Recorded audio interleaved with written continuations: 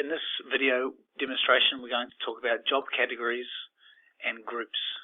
Sometimes these are called cost centers. First, we need to be in the Settings tab, and we're going to click on the Job Categories button. So in here you can see we have unassigned categories, and then we have group headings, and then subgroups underneath these: general, for example, prelim work and quoting. So what we'll do is create a new category.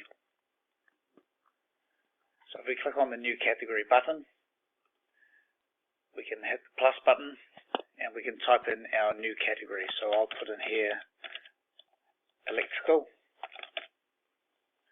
So this is now the name of my group. So I can now click on the group and then create a subcategory. So one thing we might need to do is compliance. I can now put a cost of business to this. So this is the actual cost of doing the work. So this might be $50. And then we can choose a unit cost. So this is your charge out cost. You might charge this out at $100. You can also then select your accounting code. So we might want to put this to a labor code. This ties directly back in with your accounting software. So we want this either as a chargeable or non-chargeable field, and we're going to leave our status as active. So now I'm going to create my new job category. And what I'll do is I'll create another category under electrical as well, another group. So I'm going to select electrical again, and I'm going to put in another category which sits under that electrical group.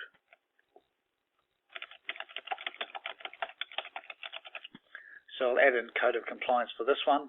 Once again, you can put in your cost of business, your cost that you're charging out, and then select your accounting code that this is going to connect to. So there are several ways in which your job categories and groups are now going to take effect. So the first one is if you're in your jobs and you're in your tasks and you're creating a new task. So if I add a new task, here you can see we now have our categories and groups, and underneath the groups we've got our categories along with the associated charge out rates for these. So compliance 100 and code of compliance 50. So now when I'm creating my task, I can select the job category or the group, and I can enter in a task. Put in my description,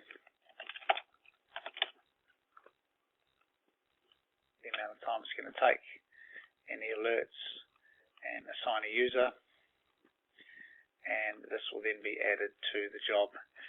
The other place that we can have this is in our dashboard. We can see this in our dashboard when we go to change jobs.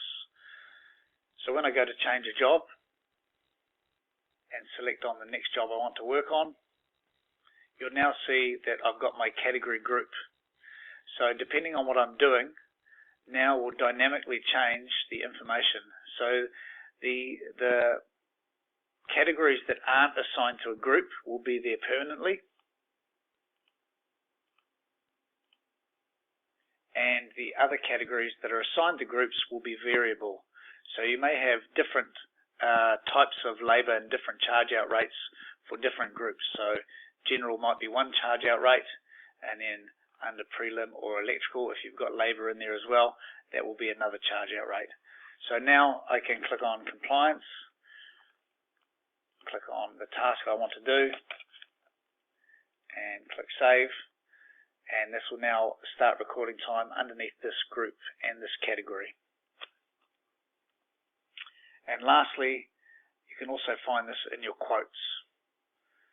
So if we go into a quote that's already existing and we go into the details and we come under labor, you can now see my groups and categories are now sitting under quoting as well. So now I can quote up based on my prelim work or electrical work, and I can have those categories sitting underneath those groups.